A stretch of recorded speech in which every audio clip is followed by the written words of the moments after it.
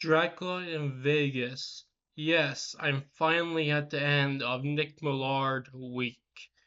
We start with a 19-year-old that looks 15, and that makes this film even more awkward than it always would be. Siegfried and Roy, I don't think advertisement in this film would help him out that much. So we meet his parents, and his dad is like, they want you to go to college in Vegas, not Yale, because Vegas is where all the loose chicks are. This dad is disgusting. Next, we get a really awkward scene where the mom tells him not to date college girls, date younger. This is really uncomfortable because the college girls might have AIDS. I, I don't even know what to say about this. This is just disgusting. He gambles for like exactly a couple of seconds. His gambling addiction is not a big part of this film, so it's kind of pointless to add. He talks with his roommate, and his roommate is kind of like a incel character who tells them about all these bad girls and how you should never fall in love and how they just want you for their money. It's really disheartening, but I guess he's supposed to be a character that's satirical, but Nick Moore doesn't know how to write satire right, so it sounds more genuine. So he falls in love with this curly-haired blonde woman, and his roommate is like, "You can't fall in love with these college girls. They're too shallow." Again, they don't exaggerate him enough to make him a satirical character. He calls his father, and just like in Poe's Vampire in Burbank, there's this whole lesson about how vampires aren't supposed to be loyal like humans. This is very weird and creepy, and is not as well developed as it is in Vampire in Burbank. The fact that I'm praising Poe's Vampire in Burbank in comparison to this film is really strange. He bites his other college girls, so I guess he's listening to his father. And at first he starts out saying no, but then he starts saying yes. No! No! Yes. Yes. I only like halfway unconsensual sex when it's in a Paul Morrissey film. So after that scene, we get him on a picnic with a other blonde woman that he met before he bit that other blonde girl. And this scene is kind of trying to put a vampire in the context of the real world. Like she says, I don't want to be a picnic here. This place is depressing. She doesn't want to do a picnic in a graveyard. And I guess they do a decent job at it. At putting a vampire in the logic of the real world. So we have all these cutesy scenes, even go on carousel ride with children. That's kind of weird. Even in autism school, I didn't go on carousel rail ride with children. So we get all these scenes where they're supposed to be talking, but we don't hear their voices. I'm really wondering the embarrassing stuff that he said that he didn't want to be in the film.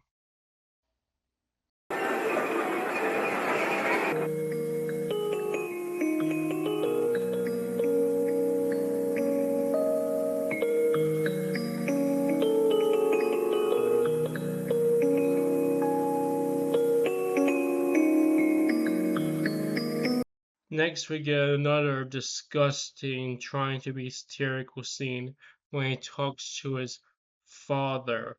And his father is like, a 4.0 grade average, you're paying way too much attention to school. You know, he's like a way bad father who just wants him to have as many women as possible. Next, we get a scene where the teacher is talking to his girlfriend about her grade point average being lower.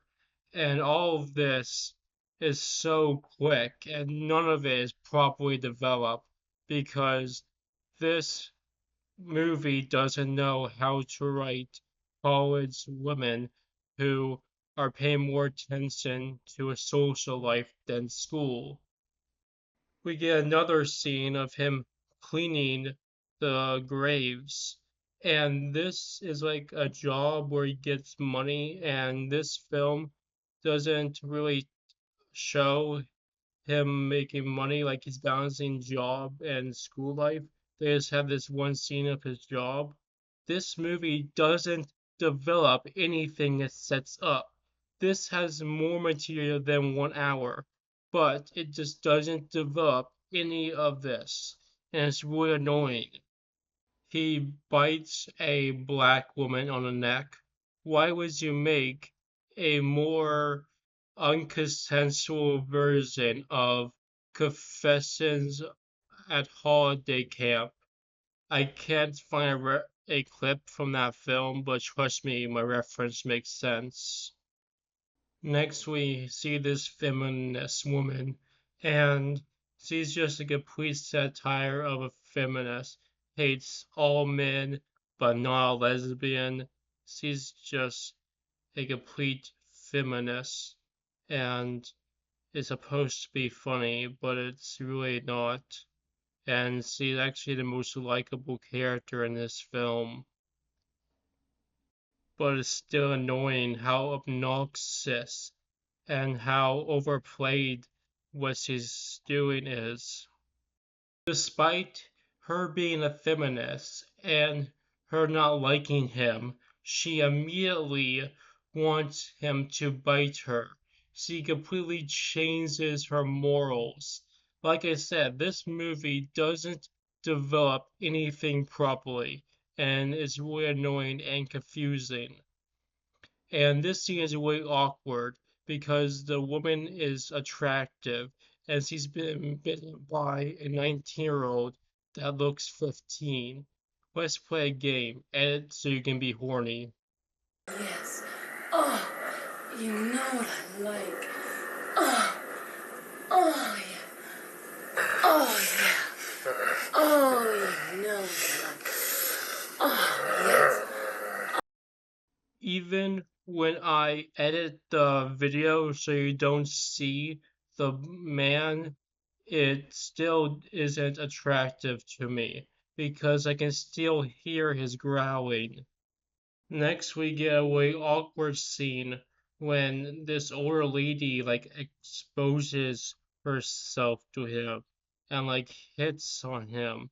At once, I'm glad that they cut it away. He bites another girl and it's really uncomfortable. Whatever, I don't care at this point.